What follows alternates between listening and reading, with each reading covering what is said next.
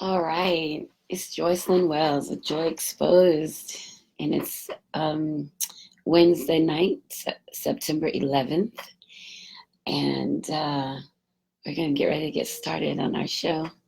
We start at 9 o'clock. Thank you so much for joining. I appreciate it. Hi, Kathy. Hi, Z. Thank you guys so much for coming in tonight. So we'll get ready to get started. So it's September 11th, and we've all been seeing in the news and in our posts and stuff about 9/11. And if you're over 24, you remember it. It was a significant change in all of our lives and the way that we went about our days and how we protected ourselves. And we'll talk about that in just a minute. But we'll first get started with three cheers of joy. I think I'm a little somber tonight. At least I feel like it. So we're going to see how it goes, if I perk up a little bit or not, or if I just go with the feeling, this natural feeling of submitting to, you know, the surroundings and things around me, and um, how I feel about 9/11 and how I process the day. And it's almost a full moon, so I'm sure that affects it too. So anyway, let's start with three cheers of joy. So each week we start with three cheers of joy, and that's when I select three things that I'm celebrating that reminds me that I'm alive, and to remind me that I'm great, and that thank you. I feel like it too. That to remind me that I'm great, and to remind me that everything that happens in my life is a reason. There's a purpose behind it, and it keeps me going. So let's see. My first celebration tonight is I had dinner with my son. So, well, you guys, I don't know if I've ever talked about this really, but I'm the non custodial parent of my son. He lives with dad, and that's something we all agreed upon about 10 years ago, 11 years ago. So, since I've moved back to the Tampa area, I'm able to see my son every week. And so that's been about 3 years now, and I'm able to see him every week, and we go to dinner and we sit and talk. And I can see him more often than that, but we take our time on Wednesdays to spend time together. And tonight we went to dinner to a Japanese steakhouse where they cook in front of you, the hibachi. So that was a lot of fun. And I'm really grateful for him because he's tenacious and he makes me talk. I don't really talk a lot of politics, but he loves to talk politics. So I have to stay abreast of current events because he'll want to spar with me, and I just try to help him to know that his ideas are great. And thank you so much, Sheila, that his ideas are great and his presence is important because he's a man. He's a young Black American male, and he really has limited time to be questioned on his movements. He has to be sure of them. So I'm really grateful that I spent time with him today, and we had a great dinner. So I'm drinking two things. I've got some Hornitos tequila. Haven't even had a sip yet. Just poured it in my Yeti. What's in your Yeti? And I also have Dasani sparkling water with lime. I love those. Dasani, I drink them a lot. So, yeah, so that's my first celebration, spending time with my son. And he makes me just feel so important, and he makes me want to be good. So cheers to Quentin, my baby boy. He's 16. So cheers to him, and what a great afternoon we had today. And it's so funny because we went to have dinner and I'm looking at the menu like, what will I have? And then it's time for him to order, and he's like, I'll have this shrimp and lobster. And I was like, oh, you're feeling some kind of way? Is it your birthday or something? Damn, I should have put a budget on him, a limit. But he was very confident in his ordering, and I love to see men. So that's my first celebration. The second celebration is I went to the golf course twice by myself this week. Well, I went on Saturday, I went on Friday, and I went on Saturday. So I went twice by myself, and I hit a bucket of balls, about 70, 80 balls each time. And I'm learning a lot about myself. Other than I'm obsessive. Like once I start something, I want to be great at it. So I'm really pleased that I started playing golf. I've never played a sport in my life. So at 50, I'm taking up a sport for the very first time. So cheers to golf. This is going to be interesting. And I met a really awesome man. He's a retired judge on the golf course. And he made some recommendations for me and talked about being from Tallahassee and living in Lakeland, and how he retired from the bench like 43 years ago. So second cheers is to golf. So cheers to golf. And my third cheer for this week is that I have really been able to establish a collective of really positive, yummy male energy. And it just dawns on me that I spent so many years thinking that I needed to engage in maybe sexual acts or relationships with men to get their energy. But as an adult now, I realize I don't. So, and all of it, everything is a learning process. So, and I could spend hours talking about this idea, but I'll just touch on it real quick. So I mentioned before I came here and I started going to a cigar bar, and at the cigar bar, there are just a group of men that come there to smoke, and it's always, always positive energy. So not only did I have an opportunity to hang out with some positive male energy last night at the golf course, because they do a little practice clinic where they help you with your swing and give you advice and that type of thing. So I was able to hang out with them and have a cocktail and smoke. But there were also two beautiful women, grown-up women, 40s, late 40s, maybe mid to late 40s. I'm not sure of one's age, but the other one I think is pretty close to my age. And they were there too. And we had like an amazing opportunity to share and hang out. And it helped me to remember or to realize that goodness comes as it comes. You can't force it. Like you can't force people into relationships and you can't make people stay.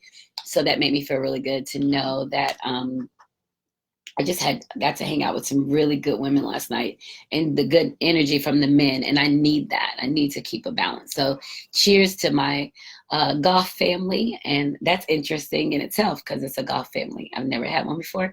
So cheers to my golf family. Cheers. So let's see. So I had a cheers to my son, having dinner with him. I had cheers to the fact that I started my first sport at 50, which is golf. And I figure I'm going to have to take some lessons. I definitely have to take some lessons. And then third, my golf family for just having such a great masculine energy without any pressure of anything and allowing me to be myself in a safe space.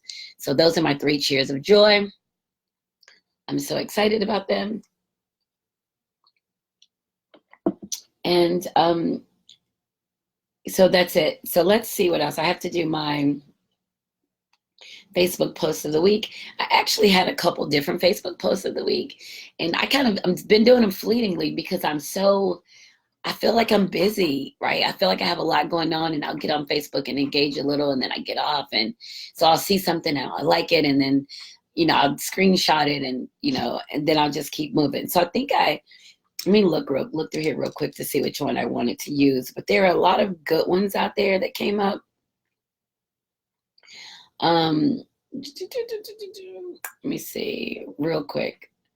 So that one was funny. I'm looking at him now, and that's the one from Sheila from last week. Definitely love that.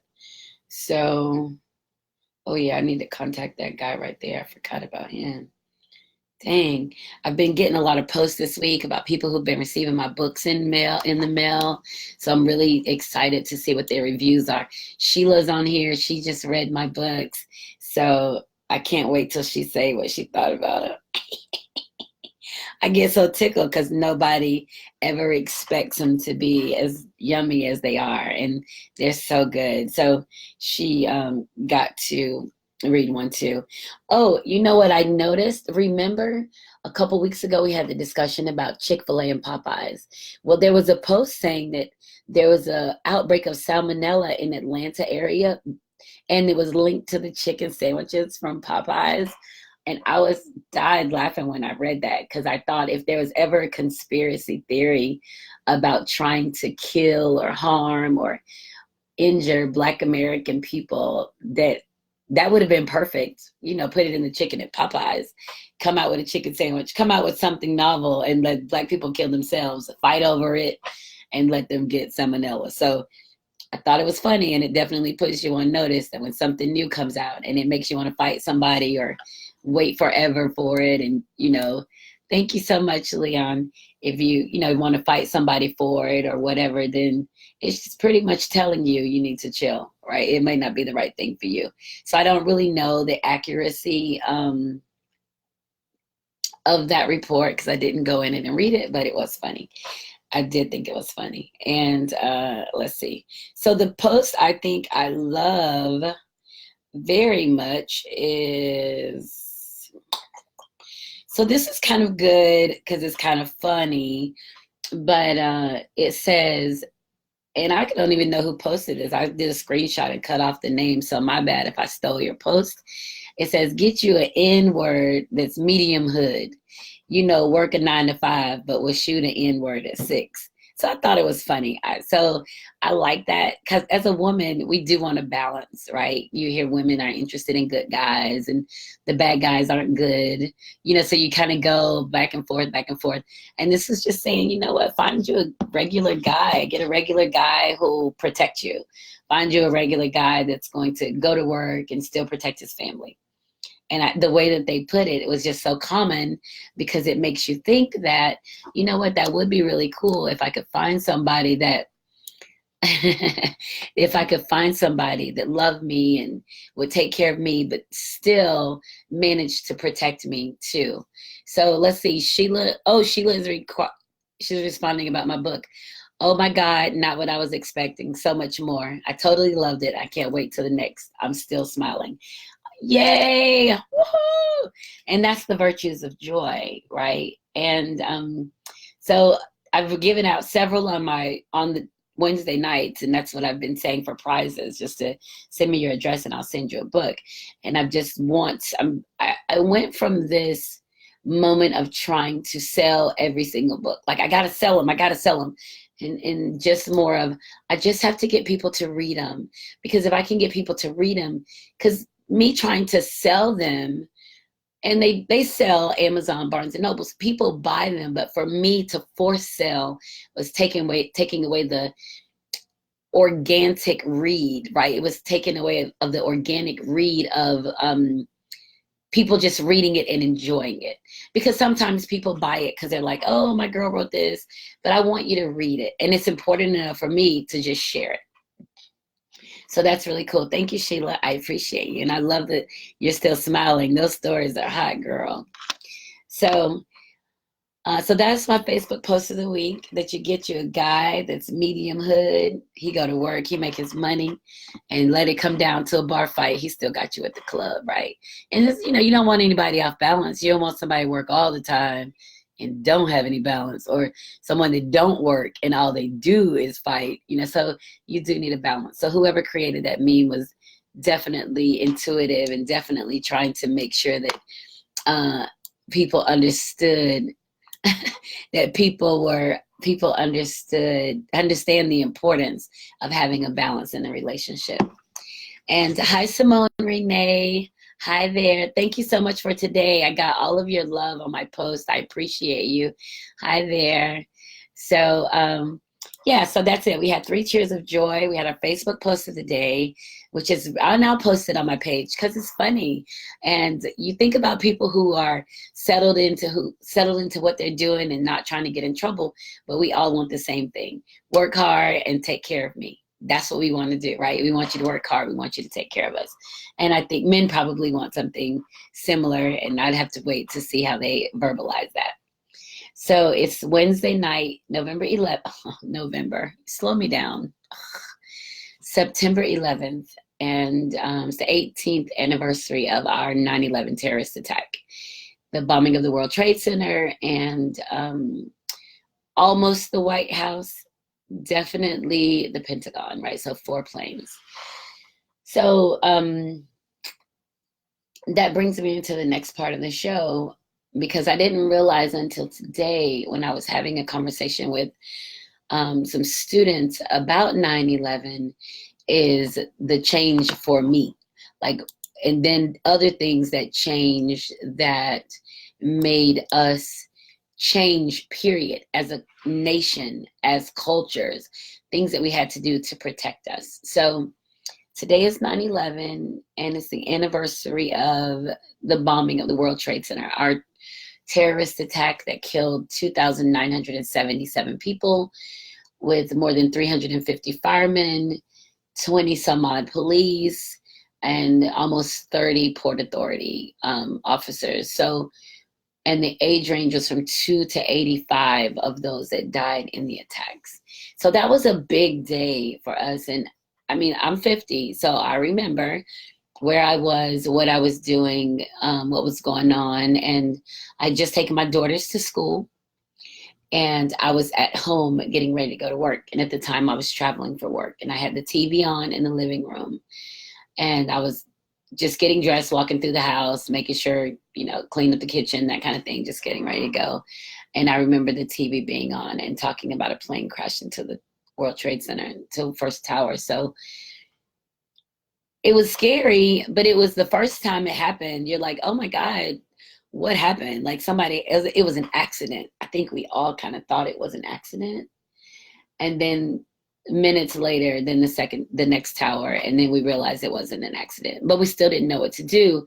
And I don't think as a nation we ever felt as disconnected from each other as we all felt in that moment, because no one knew what to do. And keep in mind, cell phones were new, the internet was new, all of these things were new, and we're trying to transition with our technology.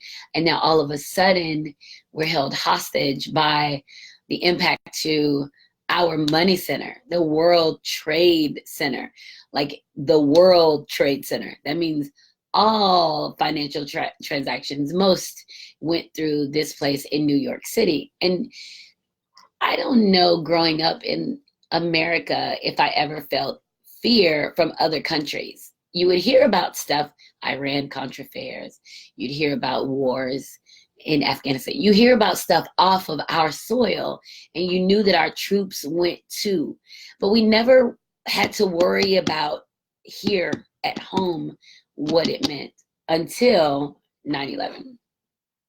And I was really afraid, and I didn't know what to do. If I had to just go get my kids from school, if I couldn't get them from school, what do I need to do? So I left and I went on to work, and I was working about 25, 26 miles from where we lived at the time.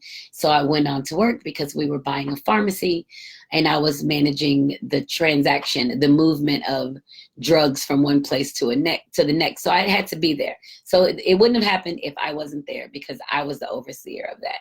So we're talking about emptying a pharmacy, moving to a new pharmacy, a secure movement of prescription drugs. So I went on to work. But when I got there, even my boss, people who would be a part of the process, were literally standing around talking, trying to figure out what to do next and if we should even make the move. So the idea that we had now been invaded, like there was a terrorist attack on US soil, we were all held hostage. And I don't know that if I was ever less prepared to be American than I was in that moment, because I didn't have any resources. I couldn't protect my family. I didn't have any weapons. I didn't know if that meant people were coming into the country and taking over parts of the country. The things that happen in other countries, I expected to happen in the United States. So it really put me in a unique space of fear for the time being, like, because I didn't know what to do. So I stayed at work for a while. My ex-husband was at work at the time, and then I left, and then I immediately went to get my daughters. And I remember talking to them afterwards, because they weren't talking about it much at school. And keep in mind, the internet was nothing, right? Barely. We weren't Googling. We weren't watching live feed on Facebook. We weren't watching Twitter. We weren't going through all this live information. So the kids were very limited in what they had. And the teachers were even like, well, we didn't tell them what happened. We just told them that you guys would talk to them about it at home, so it was really kind of that hush, hush, hush, when you could control the flow of information to your children between school and home. And I just remember talking to my kids, but I couldn't tell them that I could protect them. I mean, I could protect them in our house as long as no one came in our house and took it from us, right? And I had read books about uh, terrorists and military in other countries and organizations going in and just killing families and taking over their home. So now that's how I felt being in the United States, that we have been violated. So all of those thoughts came back to me today when I was talking to some students about 9/11, because they have questions, but they don't really know the questions that they have. They just know that something happened, and what has changed since, and how did it impact us. So as I was talking, and they were talking about the World Trade Center, and I was like, well, it's in New York City, and I'm explaining it to them, and they're asking questions like, well, is New York, where is New York, like, and is it here? And I'm like, hold on, so it's like, literally, let's pull out a map and let's see where New York is in reference to where you are. So it's just putting some things in perspective, because we give so much understanding to the mind of placement of the map that we don't realize how many people don't know. Even adult people don't know where they are on the globe. You can ask adult people where they are on the map, and they'll have a hard time telling you, or ask them about specific places, and they'll have a hard time telling you. So when children ask, I really take it to heart to explain to them where they are on the globe, so that they understand the placement of the United States in the world and how we're a remote country. And people don't come to us to terrorize us, because nobody's traveling that far. By the time somebody travels that far to terrorize us, we already know about it. We have amazing intelligence. We have military second to none. Like, we have all of these safeholds, but we're ignorant of the dangers of the things that lurk out there, because we don't know exactly all of them that are out there. So we talked about that. And then I had one student asking me, like, well, what did they do? They just kicked down the door of the plane and just come on the plane and took over. And it just hit me like, wow, we didn't have TSA pre-check. We didn't have security checks. You could literally walk to the gate with the person that was flying and hug them goodbye when they got on the plane, right? You could walk with them on the plane to put their stuff up and get off the plane. Like, it was so much freedom in our movement that we were so comfortable that our safety, we were taking advantage of, that opportunity to attack us was right there. So that was really just a significant moment for me. And it also made me realize that I had the opportunity to visit the World Trade Center as it stood, and go up to the observatory and see New York City. And that would have been early, 2000, no, 1998, maybe 1997, that I had the opportunity to go there with a friend of mine, Sharon. And so I got to see that. And then after 9/11, I had the opportunity to go back to New York to go to the hallowed ground of the World Trade Centers as they were cleaning it up. And one of the things that I remember being there, and you guys know, I already say I'm an emotional processor. So when I'm in a place that there's a lot of energy, there's been a lot of death, or there's a lot of pleasure, whatever it is, if I'm in it, I process it. And that's a gift. That's a gift of mine from the universe. So I remember going and being in New York City and going there. There's so much noise, honk, honk, and cars and people and all this noise. But when we got to the World Trade Center, where they were cleaning, almost excavating, I guess, cleaning up still after 9/11, it was so quiet. Like, it was this unspoken moment of respect. And everybody knew that so many people died here that day, and our lives changed. It doesn't matter to me, people, because I'm sure there are people like that. Well, shit, it didn't affect me. Fuck this, da da da. Whatever your stance is, that changed the way we operate. And so I just remember standing there with my kids, and even they were quiet. I didn't have to tell them to be quiet. They were quiet. And at this time, my son was born. So I guess, and he was in a stroller. So he was less than one, maybe one. So that would have been 15 years ago, which was about 4 years after. And it's like this hollowed space of like a sanctuary. And I just was, oh, it's overwhelming when you have the opportunity to visit these places. So I've gone back since. Now that the memorial is finished, it's beautiful.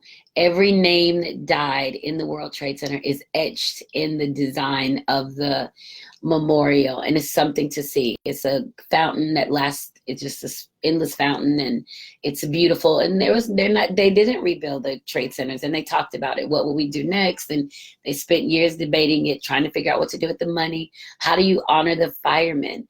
350 something firemen that died trying to evacuate a building full of people, following their procedure on a burning building, and not realize that they were going in for their death. So, man, that's crazy. That's crazy. So if you have a fireman in your family, or a police officer, or anybody in public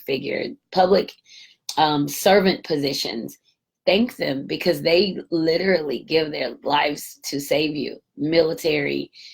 And I don't know, I teach. I mean, I'm in the classroom, but I don't know that I think of giving my life for people that I don't know. That's not the same for me in the classroom. Well, now that we have all these classroom shootings, maybe it is. I don't know. But if you know somebody that works in one of those positions, you thank them and you appreciate them. And, we have a lot of issues with police in this country. But when you think about the people who died and the way that they died in that building, and you think about the sacrifices that people make for people they don't know, that's a big deal. So just give a shout out to somebody that you appreciate them for putting their life on the line each day. And lastly, about the 9/11 celebration, or the remembrance. And I say a celebration because it's a celebration of life. It's a celebration of resilience of our country, that it's still unmatched anywhere, that we are a great country and we're safe, and we took a hit, right? So but anything great takes a hit. We can't come out unscathed, right? So last December, I had the opportunity of visiting Pittsburgh, Pennsylvania, and we drove from Pittsburgh to, let's see, a little tiny city, the Flight 93 Memorial in Stoystown, Pennsylvania. Now, what I didn't know about that, and this will make me just want to cry because it's so emotional when you think about it. So this flight, so there were 4 planes, 2 at the World Trade Center, 1 at the Pentagon. I have not visited the Pentagon.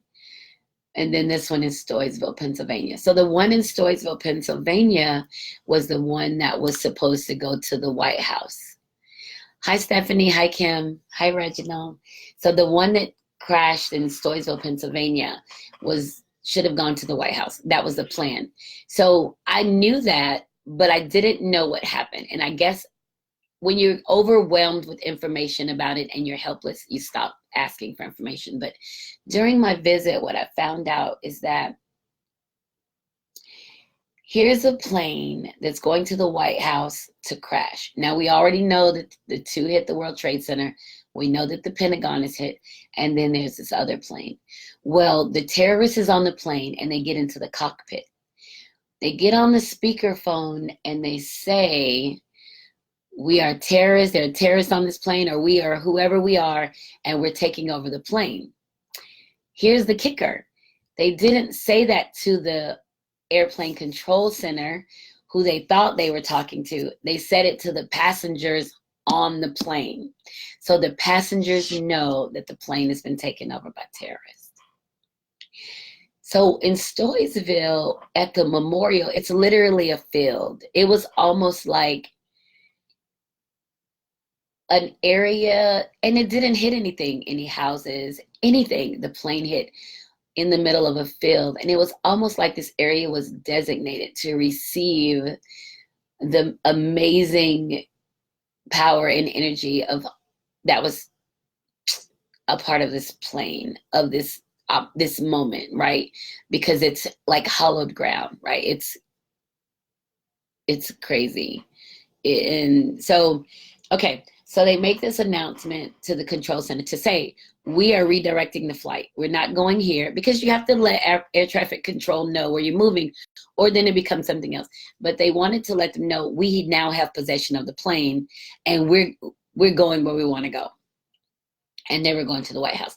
But instead of announcing it outside of the plane, they announced it in the plane. So now you've got the passengers on the plane. Imagine if you've ever flown anywhere before. You've got the passengers on the plane talking about, there's a terrorist, there are terrorists on the plane. The World Trade Center, like, they know. And they said, we hit the World Trade Centers. So they are admitting to that. So the passengers hear this, and then they start panicking. Here's the kicker.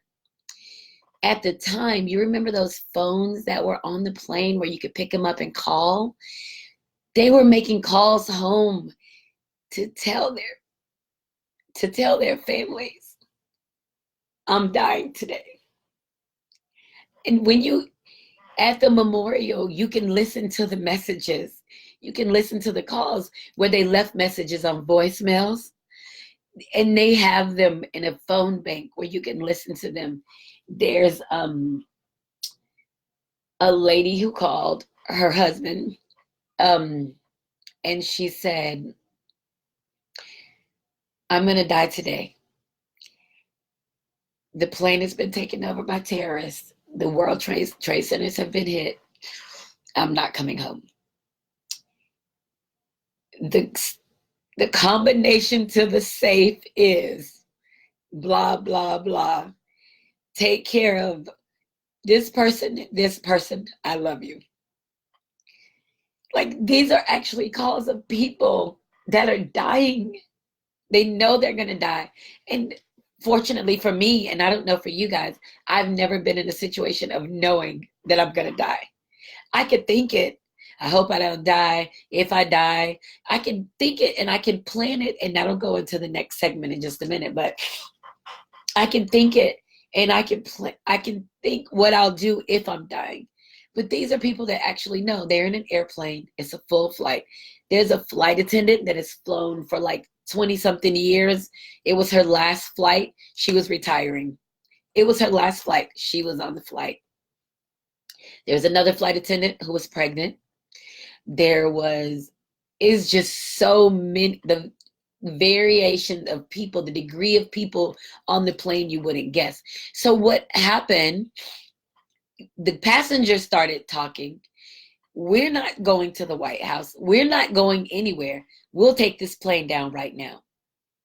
We're not going. So the passengers took over the plane with the terrorist on it. The pilot is dead, and they crashed the plane in Stoysville, Pennsylvania. Flight 93. Amazing story of courage, and even just the resilience of being American. Just knowing that if I'm going to die, I'm going to go down fighting for the country that is taking care of me. I'm going to go down in this. You don't get to take over my country, even if I know that I'm going to die. So that was very powerful for me, listening to the calls, going down to the site, seeing where the plane crashed. And then also there's the outdoor memorial, and you walk about little more than half a mile to get to the observatory of where you can't go to where the plane crashed. You can see it like from like a platform. And then they have these tall pillars that's got the names of every person on the flight that died, how old they were, what their occupation was. And it's crazy because the details that go into these memorials is phenomenal. When you look at the timetables, at what time things boom, boom, boom, what time the attacks happened, what was the response of the public safety, so when you look at all of that and you think, how to respond in case of an emergency. And we still don't know. We still expect our borders to be safe. We still expect no one to come into our backyard and take us. We still expect that, right? But what do? We just have to keep living and try to figure it out. So today was pretty emotional for me, and not because, and I don't even know that I know a single person that died on 9/11, but I know that part of me died with them. I know that part of my idea of what safety was and being American died and was reborn on that day. I know that, right? I know that I changed that day. I know that the way that I lived changed that day. I know that the way that I took care of my kids changed that day, and the way that I moved around the country and I move around the world, all of that would change that day. And just hats off to it. I'm an American. I say all the time in conversation, and some people hate it. I'm a Black American woman. I can do and say anything that I want, and I'm protected by the fact that I'm American. It doesn't matter. I can travel in and out of other countries. I'm an American. And people respect the fact that you say, I'm American. And they'll ask, are you American? I am. And they want to take care of you. And that's a big deal for me. So I just wanted to share that. I don't know what your 9/11 experience was today. I hope that it was something pretty amazing. I hope that you just had some time to reflect on where you were and to share with somebody about what it meant to you, and just to think about the last moments of people who were completely involved in it. So I know I was so sappy today, and I felt like it earlier. I said that as soon as I started. So I'm Joycelyn Wells with Joy Exposed. So real quick to make our transition, my Woman Crush Wednesday is this lady, her name is Janella.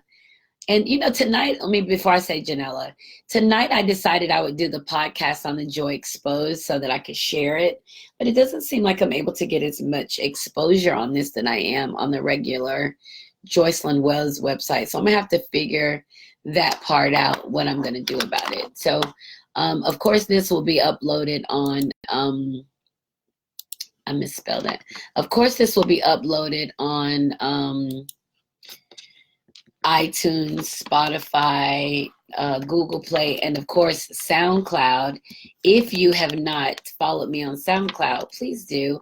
I need that so much. So SoundCloud is just a music, it's like a indie artist play station where you can go on and listen to various music podcasts, talk shows, that kind of thing. And it's free to join. So you don't have to pay money to join. So if you go on SoundCloud, and I'll put the link on, then you can just follow me on there, and that would be great. I would definitely appreciate it, because I'm trying to build an audience, and I'm doing pretty good, so I can't, I'm not complaining about it, but every day, one day at a time, right? So we'll take care of that. So anyway, back to my Woman Crush Wednesday. So on Wednesdays, I have a Woman Crush Wednesday, and today she is freaking awesome. She's always so jazzy and just so yummy every time I see her. Her name is Janella Broom, and I met Janella through my cigar club, and she is probably about 5'10". She's tall, and she's chocolate, and she has this magnetic smile, and she's always just jazzy. You always see people that have this like funky way of dressing, and they have it like all together, and you're looking like, oh, I have jean shorts, I have a white shirt, I have a hat, but I don't look like that when I put it on, right? And that's who she is. She just has this really unique style about her. She's just so much fun, and she's a mom. She loves cigars. She works. She owns her own business, and I just love her energy. And I spent some time with her last evening at the golf course. And as we were talking, I was thinking, like, this is a woman that I should cross paths with every now and then, because she reminds me what my freedom means to me, because she's free. And she said that she's always been like that since she was younger, that she's always been free. So that's really cool to me. So Janella Broom is my Woman Crush Wednesday. So I thought I'd share that here. Okay, so what else? Now it's time. I only have like 20 minutes left because I got so caught up in 9/11. So let me get it together. You guys know I'm so freaking sappy. Oh, yeah, I'm so Stephanie said the way we all live changed that day. Me and the kids were in front of those buildings 1 month before this tragedy.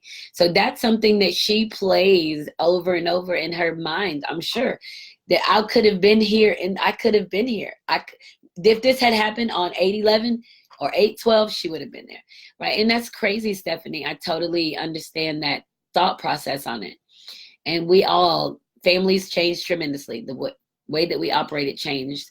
Absolutely. So it's crazy. So I'm going to move forward to my topic now. So this will put a little pep in my step, I guess, or maybe not. It's just really interesting. So one of the things that people always say is that, and women may say it to men too, but I always hear it more so men to women, is that you think too much. People are like, you think too much. And I made a video on it and I never posted it because I keep thinking about it. Like, is this what I want to say? So the video is probably 10 months old and I'm like, I'm not ready to post it yet. Let me think about it. Let me listen to it again. So I say, you know what? I don't think too much. This is who I am. And if you can't handle a thinker or you don't want, then I'm not the person for you. But I process a lot of information, and I process the information based on the fact that in my life, on my path, there are a lot of options. So I have to look at situations on where to move. Now, the key to looking at situations and processing and overthinking is that it's not something that's detrimental to who you are. And I've done that. I've been there. That's called ruminating, right? And we probably all ruminate. You have an issue. Think of it like this. You have a bill due and you don't have enough money to pay the bill. You have the bill due. You don't have enough money to pay it. You know you don't have enough. But what do? You keep thinking about it over and over. If I don't pay it, then this is going to happen. If I don't pay it, then this is going to happen. If I ask this person, this is going to happen. If they say yes, then this is going to. You keep going over and over and over and over and over that you don't do anything. You don't ask anybody. You still don't have the money to pay the bill. And then you don't pay the bill. And so now the bill is late. So there's never an action taken on it. It's just the thought about it, and that's ruminating, where you think in a space that's unhealthy or it's not a place of growth for you. So let me read the exact definition. So I'll give you my hood definition of it. Psychology Today says rumination is one of the similarities between anxiety and depression. I've suffered depression. I've suffered from anxiety. So these are things that are a part of all of our lives. So I don't think it's you suffer from one or the other. I think it's just the way that we process information. Ruminating is simply repetitively going over a thought or a problem without completion. So you think about this over and over and over and over and over, and you don't do anything about it. Another word for rumination could be worry. And we know we can have a tendency to worry, but it's unhealthy. Worrying is unhealthy, and a lot of people will say, I'm not going to worry about it. I'm going to give it to God. Whatever symbolism you need to release it, right? But when you don't release it and you hold on to it, nothing ever happens to it except you processing over and over and over and over, and it's debilitating. And then I've been in situations where I've processed information over and over and over and over, and then finally acted on it. And the results weren't anything like I expected or thought about for weeks ahead of time.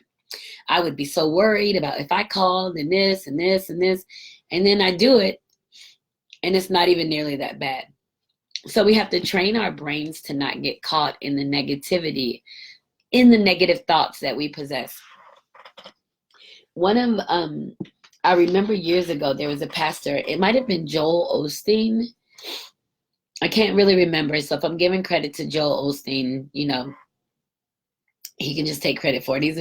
He's a good pastor. He has a good sermon, a good soft voice. So there was a pastor that said, imagine that all around you in your life, there were conveyor belts. And on each of the conveyor belts, there were these chalices, like these vases, right? They were all over these conveyor belts. Every conveyor belt went to heaven. Think of it. So you got all these conveyor belts. This is my Dasani I'm finally opening. So all of these conveyor belts filled with chalices surrounding you, and they're all going to heaven. You have a problem. You have an issue. You don't know how to fix it. You're afraid of it. You're scared of it. Whatever the fuck. You are whatever. So you have this problem. The suggestion is you take the problem, the thought, the thing that you are ruminating over. You take it.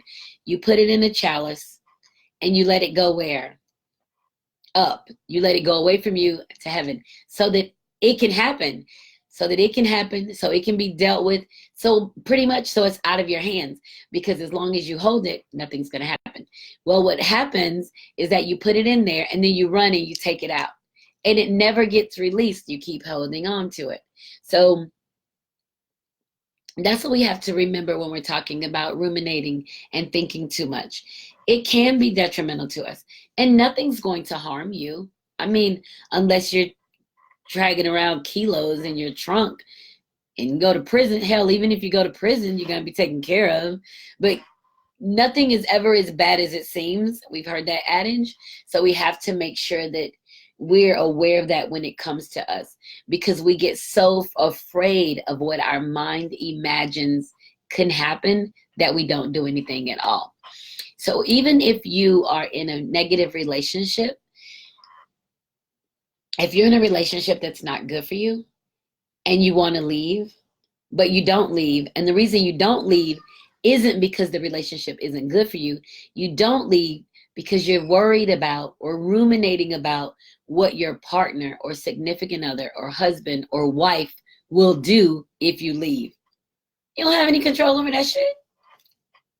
So we have to understand the only thing that we have control over is ourselves, right? The only thing that we can say something about, the only thing that we can change is ourself. So you have to not worry about what somebody else's movements are going to be, because you don't have enough clarity and wherewithal to see another person's movement as it is. So we have to get out of the habit of holding on to thoughts that aren't going to be productive for us. So so you just kind of stop with the ruminating, I guess. You kind of just like, you have an idea, you think about it, and I do it. I'll think about it a couple times. I'll talk about it, and then I'll say, okay, I'm done talking about it. And I'm done talking about it, because you get tired of hearing yourself talk about it. Everybody's not like that, though. Some people can talk about the same thing over and over every time. I can't. So I have to make myself stop. It's like I'm done. And I say it out loud. I'm done talking about it, because I have to remind myself I've shut it down. So I don't know that I'm ever going to think less. What I do know is that I have to think more positive. I do know that I have to put myself in a position of action, to be proactive and not reactive. And that helps me to take my steps a little easier. And I also know that when I'm processing a lot of thoughts, because sometimes I do, that I'll say, I have a lot of thoughts today. I'm thinking a lot. My mind is racing. And not to make it negative, I'll even say I have so many awesome ideas. Because if it's something that's flowing through me, it's going to be on the cusp of something great. But that's a part of changing the negative thought to a positive thought.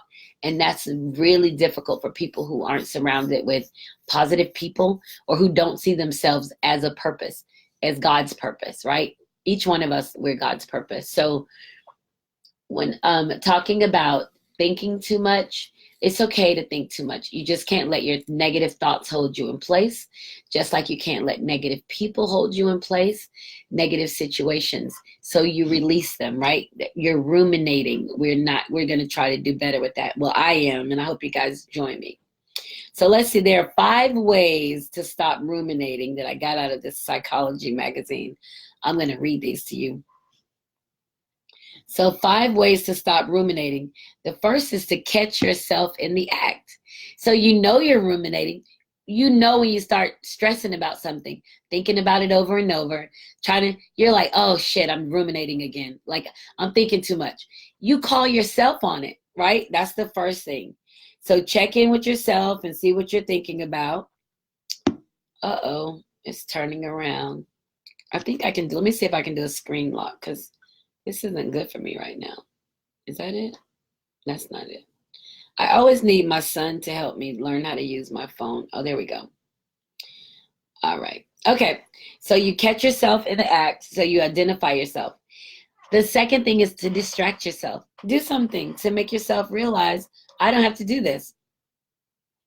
I don't have to think about this over and over. I can't do anything with it right now. It's going to happen, but I'm going to go do something else. Go do something else. Go out. Go take up golf. Go bowling. Go read. Go watch TV. Whatever.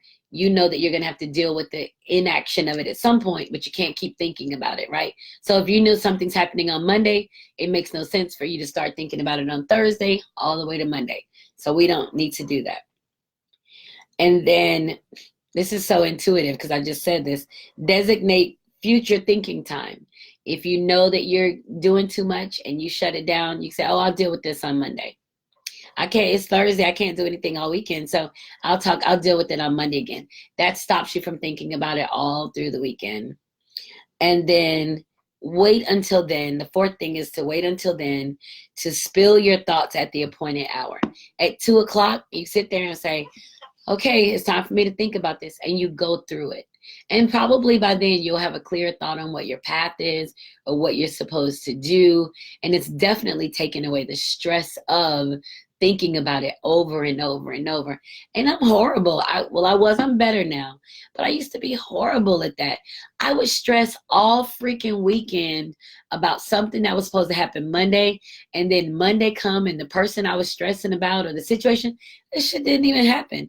So I've wasted all this time stressing because of what my mind thought was going to happen, like what it conjured up. And I have a very creative mind. You guys know that. I'm very creative, and I have to make sure that I am aware of how much of what is in my mind could be embellished, could be made up, whether it's about somebody I'm dating, whether it's about my children, whether it's about even with my kids. I used to worry like crap about my children. I wonder what I haven't talked to them. I would worry myself sick. I couldn't sleep, all this. And then I got to a point of, and then they called me like a day later, like, hey, Mom, what's up? And I'm like, hey, Mom, what's up? Like, I've been worried sick. And they're like, why? Blah, blah, blah, blah, blah. So I had to realize I was wasting my opportunities of growth and movement and happiness ruminating over things that I had no control over. So that's a big deal. And then lastly, let go of what you can't change. If it's not yours, it's not yours. If it's not, I mean, hell, people come to you and bring you problems. If you can't do nothing about it, you can't do nothing about it. So you have to just say, so you have to just say, I can't do anything about it. So that ain't got nothing to do with me. Those my prime words right there. Somebody's telling me something. What you think about this? Which I'm like, oh, that ain't got nothing to do with me. It's horrible, but it's true, right? We have to understand that we can only operate in our lane. We can't do something in somebody else's lane.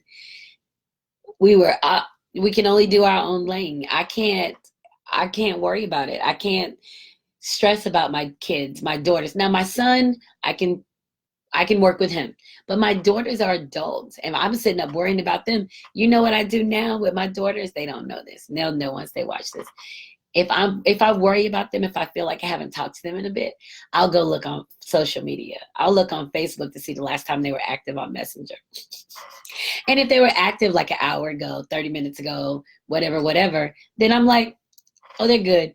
But that was a way for me to remove my inaction and my negative worry habits about them. The problem, women, we have a huge problem with it. I don't think men ruminate nearly as much as we do. Men are chill. Men are like, That shit ain't got nothing to do with me. I'll deal with that Tuesday. And we get upset. I'm worried, and you're not worried. You act like you don't care. You thought it up. We start snapping, and they looking like, I can't do nothing to Tuesday. Like, what you want me to do? You want me to worry with you? You want me to cry with you? You want me? And then they say, you thinking too much. You over analyzing. And then we take those things as they're being critical of us, right? Well, you know what? We are overthinking, but it's who we are. It's, what we do. We are over analyzing. We looked at 100 situations from how to get from here to the market. Well, if I go now, I'll do this. If I go now, I'll do this. If I've gotten so bad with, if something needs to be done, I just do it. I don't even think about it. I ordered a new scale the other day. I opened the scale. I just took the scale out of the box. I flipped it over. I was like, damn, the scale needs battery, right? Damn, it needs batteries. I got my purse. I got up. I went to the store, got batteries, came back home. There was no question about, am I going to go now? Am I going to go later? That's how much I've gotten over just spending time on something. Because otherwise I would have been like, I'll go tomorrow, or I'll get them. You know what? I got up and went to the store, came back. Well, how about I came back, picked the box up because I was going to put it in the recycling, and it was some damn batteries in the box. Batteries came with the scale. But I've gotten to the point of just take care of it. Just take care of it, that I didn't even think to look in there. I didn't even the direction said the batteries are in here, only use them for 2 months. I was like, ain't no batteries in there. I didn't see them. And I just went to get the batteries. So we do that all the time. And another big issue for me, I used to do that with my credit. Like I was scared of paying. I was scared of paying my bills. I don't know if I was scared of paying them or if I didn't have the money to pay them. Whatever it was, I would stress the hell out about it forever. And now all of a sudden I'm just like, oh, well, I know it's due. I pay it. And it takes so much stress off of you to just face something head on instead of wallowing in this miserable space, right? So I guess 9:56, so that hour went by fast. I think I mentioned earlier that your time is important here on this planet. And we never know when we're at the end of what we're going to do, when we have to be the hero or what we have to do. We never know, but we always have to be prepared for it. So we don't really have a lot of time to waste in our empty thoughts, in our worry, in the negative interactions with people. We don't have to do that anymore. And we want to move forward. We want to be in a good space with, we want to be in a good space with who we are and, what we're doing. And if it's our time to go, it's our time to go. So tonight was special to me just for the reasons I celebrated with 3 cheers of joy and the fact that I got to talk about 9/11, because that was a big deal for me. That was huge. And I often wonder if, given the opportunity to be a hero, would I in fact be a hero? Or would I spend my time ruminating about what I could be doing or what should happen? Or will I be able to take action? And that's a big deal, because I need to be a hero. I want to be great. I want my legacy to be great. What I leave for generations to come behind me, for my children, I want that to be great. And if I'm going to do that at 50, I really don't have a lot of time to sit up wondering about if I'm doing something right. I just have to go do it. So thank you for joining me on September 11th, Joycelyn Wells with Joy Exposed, Facebook Live, and talking with me about the World Trade Center and Flight 93. And hopefully I'll get to visit the Pentagon to, say that I've been to all these places and that I've been a part of all of the energies lost there and just the day that America changed, right? Just to be a part of it. All of it, and just to be able to share the stories with those who come behind me. And thank you so much for talking with me about ruminating and trying to get better and not worrying. And Sheila says she worries about her son. He's in Idaho, and he's like, what is it? I'm fine. That's what they're like. What happened, right? So we have to be not worrying, trying not to worry as much. And she also says she worries so much for other people. And you can't worry for other people because you don't have any control over them. You can't alter their steps. You can't make them do. You can't see their thoughts. So we can't worry for other people, only our own lane. And that's the best we can do for ourselves and other people, is to manage ourselves. And Stephanie said that she thought she was procrastinating. You're handling it very well if that's what you're doing. And you're putting aside some thinking time and then you go back to it. That's not procrastinating. Procrastinating is different. So anyway, it's Wednesday, September 11th, 9/11, and today we celebrated 2,977 souls that we lost in our terrorist attack on our soil, and not to mention the number of families and people connected and who will forever, ever, ever, ever be affected by the thoughts.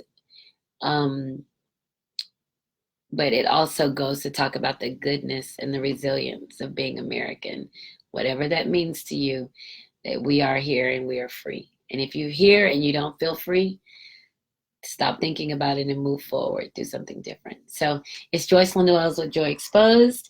And remember, when joy is exposed, everything just feels better. And I'll see you guys next week.